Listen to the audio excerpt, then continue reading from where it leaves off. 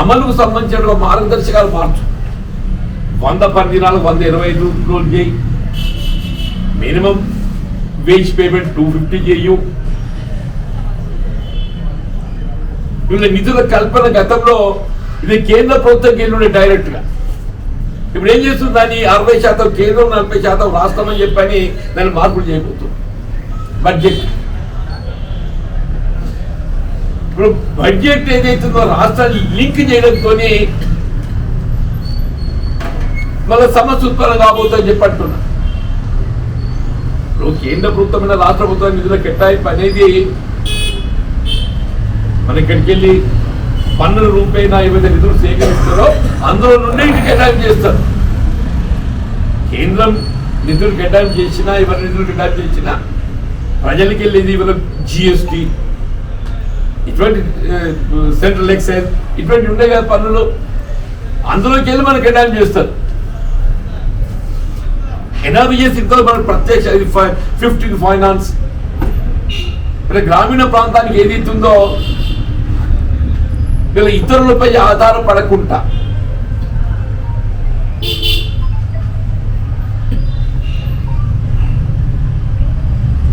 స్వయంగా గ్రామ పంచాయతీ సర్పంచ్ నూతనంగా ఎంపికైందే. మళ్ళీ ఎవరి దయా దాక్షిణ్యాలో మళ్ళీ definitely one need the help of the MLA MP, వాళ్ళ సహకారాన్ని పొందాలి తప్పనిసరి, అది కూడా హక్కు. అది కానీ ఏది ఇస్తుందో ఎట్ ది సేమ్ టైం స్వయం నిర్వహణ బాధ్యత చేసుకునే విధంగా ఏది ఇస్తున్నదో వీళ్ళు ఎన్ఆర్ఈ అనేది ఒక హక్కుగా లభిస్తుంది గ్రామ పంచాయతీ. ఈ 15 ఫైనాన్స్ కూడా అట్లా హక్కుగా లభిస్తుంది. ఇది రాజీవ్ గాంధీ గారు రూపకల్పన చేసింది అన్నాడు, ఏది ఫైనాన్స్. ఇదేమో యూపీఏ పర్సన్ చేసింది, ఫైనాన్స్ అనేది అప్పుడు ముందు రూపకల్పన చేసింది. దీన్ని ఇప్పుడు ఎన్డీఏ ఏం చేస్తుంది, ఈ మహాత్మా గాంధీ గారి పేరు కానీ ఆయనకు మరి మోడీ గారికి ఈర్ష్య ఎవరి మీద ఉండాలి, నెహ్రూ మీద ఈర్ష్య ఉన్నదా? ఏమనంటే నెహ్రూ ఏమంటే వారి దేశం లోపల మాకు ఈ సమస్యలు ఉత్పన్నమవుతున్నాయి అనేది చెప్తుంటాడు. ఇప్పుడు నెహ్రూ పోయింది, ఆఖరి ఇప్పుడు గాంధీ గారి పేరు మీద పడ్డాడు ఆయన. ఇంతవరకు ఏది ఇస్తుందో నెహ్రూ అంటే కాంగ్రెస్ కుటుంబం, కాంగ్రెస్ నాయకుడు అని ఒక భావనతో ఏది ఇస్తుందో, నెహ్రూను ఏ విధంగా స్థానాన్ని కుదించాలి అనే ఆలోచనతో కుట్ర కొనసాగింది.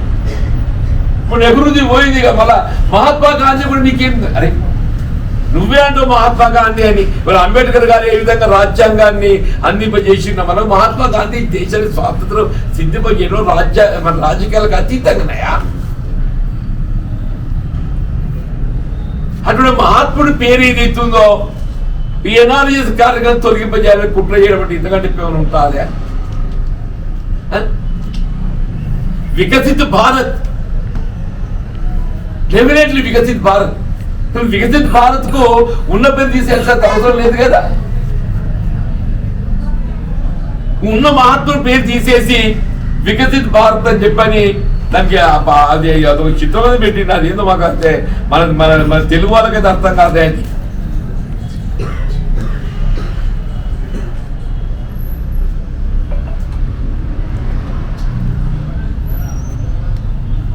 Viksit Bharat, guarantee for Rozgar and Aajeevika. అయ్యో అజీవిక అదేదో తెలియదు మనకు, అది ఇప్పుడు డిక్షనరీ పట్టాలి.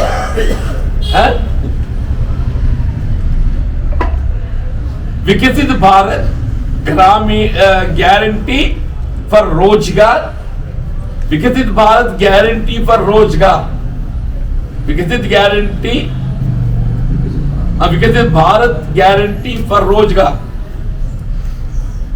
आजीविका, आजीविका मिशन, आजीविका मिशन ग्रामीण, आजीविका मिशन ग्रामीण,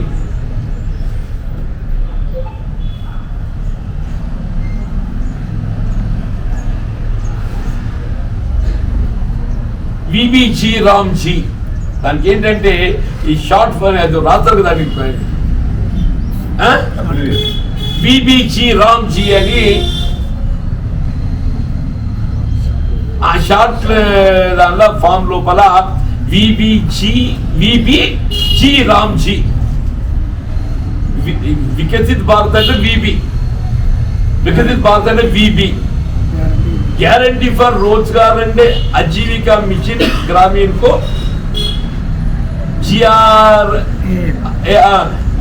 जी राम जी మిషన్ అంటే ఏమవుతుందిగా జీ రామ్ జీ. రాముడు అంటే గౌరవం లేనుడు కూడా ఉన్నాడే. శ్రీరామచంద్ర ప్రభు అనేవాడు ఏదైతుందో వీళ్ళు కలియుగానికి ఆరాధ్య దేవకుడు అంటున్న త్రేతాయుగం లోపల ఏదైతుందో, త్రేతాయుగం లోపల ఏదైతుందో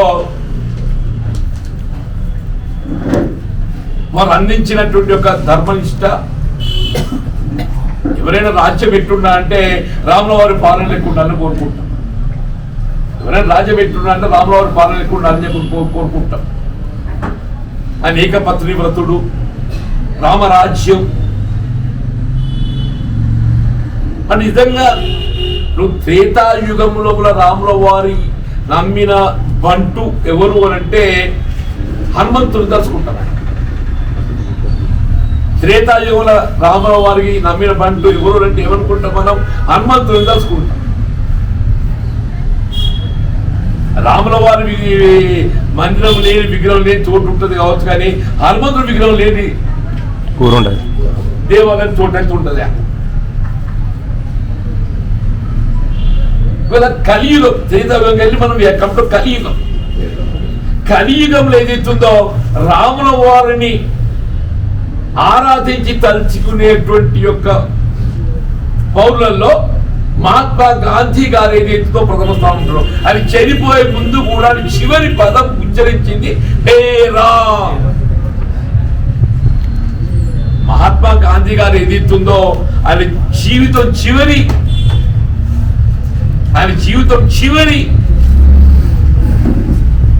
ఆయన తలుచుకుంది ఏంటి అని అంటే హే రామ్. అంటే త్రేతాయుగంలో కూడా రాముల వారికి నమ్మిన బంటు ఎట్లయితే రాముల వారిని మనం గుర్తించడం అయితే హనుమంతుని తలుచుకుంటామో, వీళ్ళ కలియుగంలో రాముల వారిని తలుచుకోవడం అంటే మహాత్మా గాంధీ. కలియుగంలో రాముల వారిని తలుచుకోవడం అంటే మహాత్మా గాంధీ.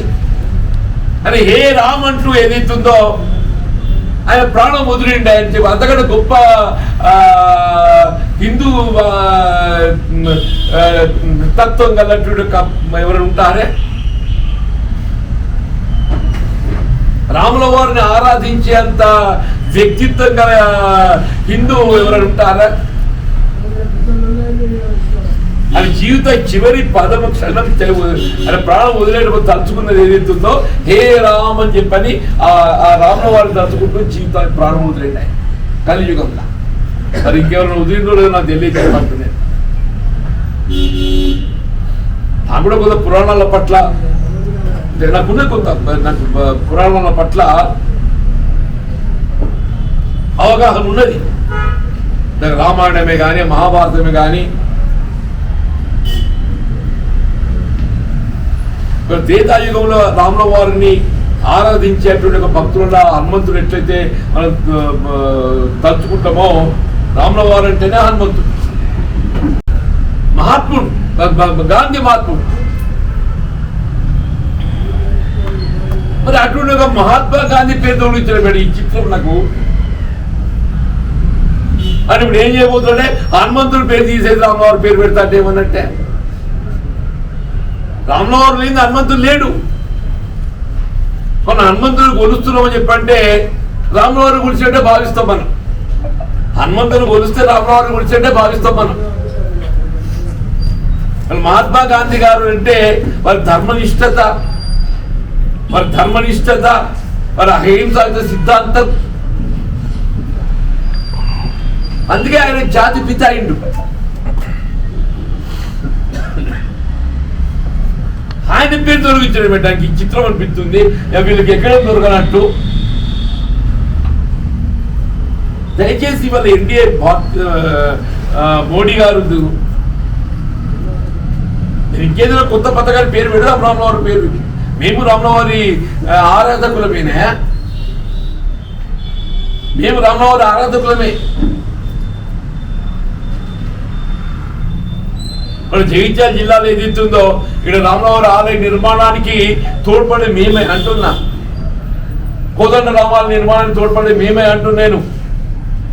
మావాడు రాజేంద్ర ఇప్పుడు అక్కడ వెంకటేశ్వర స్వామి గుడి కడుతుండు, అభయాంజనేయ స్వామి. పథకాలకు పేరు మార్చి రామలవారి పేరు పెడతారు, మీరు రామలవారి భక్తులు అవుతుంది అనుకుంటే ఎట్లనే? ఓ కొత్త పథకం పెడదాం మనం. వికసిత భారత రామలవారి పేరు పెడదాం.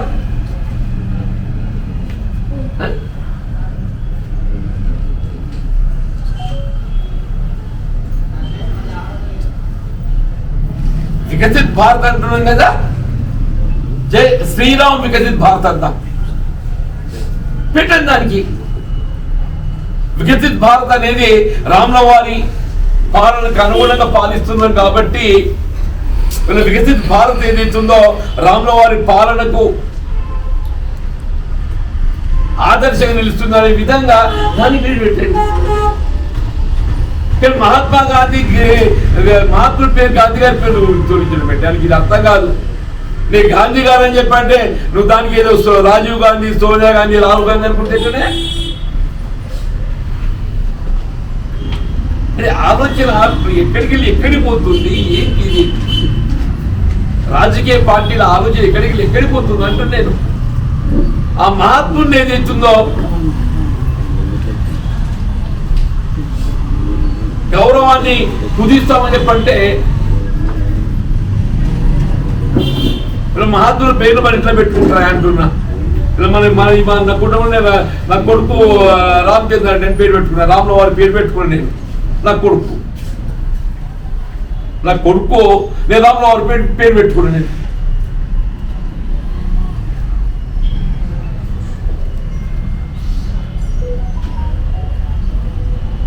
దయచేసి ఇప్పటికే ఏమంటున్నాను, నేను ఇటువంటి ఒక ఆలోచనలు ఉపసంహరించుకోండి. మహాత్మా గాంధీ జాతీయ గ్రామీణ ఉపాధి హామీ పథకాన్ని మరి ఏ విధంగా మరింత విస్తృంపజేయగలుగుతాం ఆలోచించాం, దాన్ని ఇంకా మరింత ఏ విధంగా మెరుగుపరుస్తగలుగుతాం ఆలోచించే, నిధులు పెంచడానికి ప్రయత్నం చేయండి, అత్యధికంగా నిధులు కేటాయింపు చేయండి. రైతాంగానికి అది తోడ్పడే విధంగా ఏదైతుందో దేని మీద రైతాంగాన్ని పందినాలలో కొద్దిసి ఇబ్బందికరంగా మారుతుంది అంటే ఆలోచన చర్చకు వస్తుంది. అది రైతాంగానికి ఉపకరించే విధంగా, రైతాంగాన్ని తోడ్పడే విధంగా ఏదైతున్నదో వ్యవసాయానికి అనుబంధం చేసి రైతాంగం ఏదైతుందో వ్యవసాయం విత్తనం నాటేపటికెళ్ళి కోతల వరకు వివిధ దశల్లో కూలి అవసరం ఉంటాడు. ఆ కూలీలకి ఏదైతే మనం ఉపాధి కల్పించినట్టుంటది, రైతులకి కొంత తోడ్పాటు అందిస్తే అటువంటి యొక్క ఆలోచన విధానం చేయండి. కానీ పేరు మార్పిళ్లతో మీరు ఏమో చేస్తున్నారని చెప్పి అనుకుంటే ఇది జనం ఏదైతుందో మరి నిజంగా కూడా అసలు మీరు పేరు మారుతూ ఉన్నది మారే పేరు కాకపోవా అంటున్నాను. నువ్వు కాగితం మీద ఏం పేరు పెట్టుకోవా, పిలువబడే పేరు మాత్రం ఏదైతుందో మహాత్మా గాంధీ జాతీయ గ్రామీణ ఉపాధి హామీ పథకంగానే గుర్తింపబడుతుంది. ఆ మహాత్ముల పేరు చెరిచేద్దామని చెప్పంటే అది చిరిగిపోయేది కాదు. ఆ మహాత్ముడి పేరు చెరిచేద్దామని చిరిగిపోయేది కాదు. అది మహాత్ముడు ఏదైతుందో త్రేతాయుగంలో హనుమంతుడు ఎట్లుండేనో కలియుగంలో ఏదైతుందో వీళ్ళ మహాత్ముడు గాంధీ గారు హనుమంతుడు ప్రతిరూపం అని అంటుండే. రామలవారిని ఆరాధించేవాడు కలియుగంలో ఎవరైనా ఉన్నారు అని చెప్పంటే అది మొదటి వ్యక్తి గాంధీ గారు వస్తారని చెప్పండి. రాములవారిని ఆరాధించే వాళ్ళల్లో మనం ముందుగా తలుచుకునేది ఎవరిని అని చెప్పారంటే వీళ్ళ గాంధీ గారి ముందు తలుచుకోవాలి. ఆయన జీవితం ప్రాణం వదిలే చివరి పదం ఏదైతుందో ఏ రామని వదిలేటువంటి వాడు మరి మనకు ఉండొచ్చు, నేను ఎట్లంటా కానీ మన కన్నా మనకు ఉన్నది మాత్రం విన్నది మాత్రం ఏదైతుందో మహాత్మా గాంధీ. సీతారాం.